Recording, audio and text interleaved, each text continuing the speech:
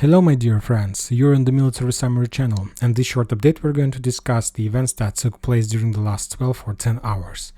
And first we're going to start with Moscow, with the terrorist attack that took place yesterday in St. Petersburg, and the Russian sources are saying that during the night they managed to capture the executor of that attack, and this is not the most important thing. The most important is that yesterday the Russian police authorities classified that attack as a very dangerous attack using very dangerous methods for society. So that was some kind of like description of yesterday event according to the Russian official police authority.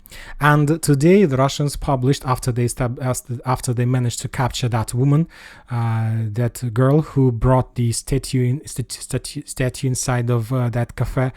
And today the Russian authorities reported that terrorist attack was prepared by the Ukrainian intelligence forces, by the Ukrainian special forces, and they hired for these purposes the Russian people who is opposite to the power, to Putin, and so on. And the thing is that when talking about the yesterday situation, that description, that very interesting description of that terrorist attack, was made by just the local police investigators, like investigator committee. And today, this attack was classified as a terrorist attack by the Counter-Terrorist Office.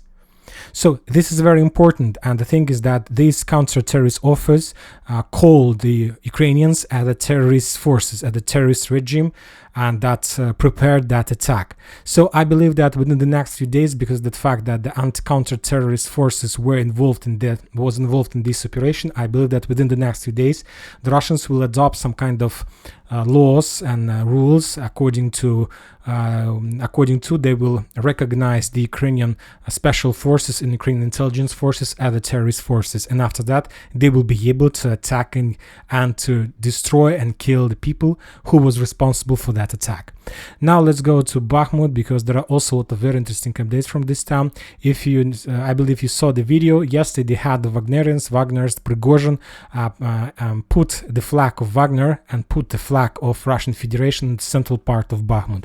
And according to his words, as soon as the Wagners established control over the town hall, over the governor office in the town, legally, from legal perspective, this town is under Russian control, is already a Russian town. So we can say that today, the 3rd of April, is the first day when we can start calling Bakhmut not Bakhmut but Artemovsk. And because of course we can start doing this as soon as the Russians establish control over 100% of this town, but according to Prigozhin, according to his understanding, as soon as the Russians establish control over the town hall, from legal perspective, this is from now on Artemovsk.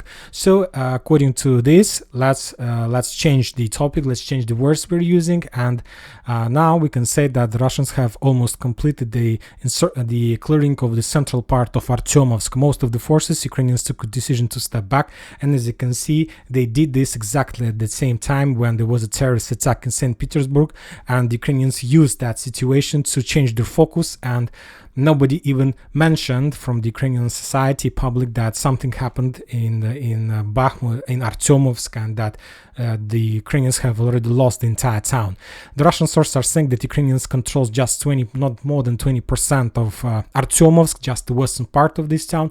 Furthermore, the Russians continue storming from the south, from the north, there are still clashes in the central area of Artemovsk, in the vicinity of the stadium and along the railroad, and in the vicinity of railroad station.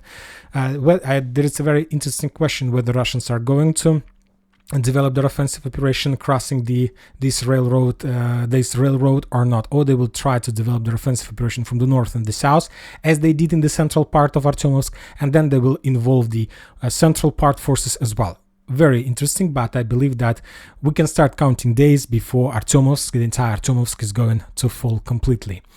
Another interesting updates are coming from Avdiivka. and there was very heavy clashes. The Russians are saying that as a result of clashes they managed to destroy a few radars in this area, and they destroyed some headquarters in this area of Ukrainians in Avdiivka. We still haven't received more updates and more in piece of information about the 53rd Mechanized Brigade that located there, who published the video where they were saying about the very bad situation. Very interesting, but for now there are no more updates about the situation. Another interesting piece of news are coming from Melitopol. The Ukrainians made another explosion in this town. It's another, maybe the second terrorist attack inside of Melitopol during the previous 7 days. The first one was the previous week. Furthermore, the Ukrainians were attacking Melitopol using missiles almost every single day the previous week, and today they destroyed a car of some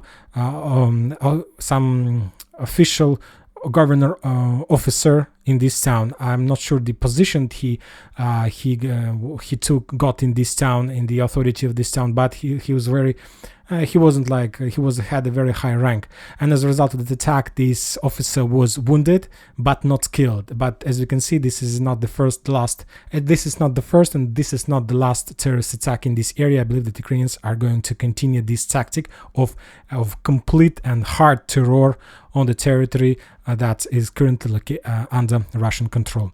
And that's it for today. Military Summary channel reminds you to condemn any violence in Ukraine. Thank you for watching. Subscribe to my channel, put your likes, join my Patreon, and have a good day. Bye bye.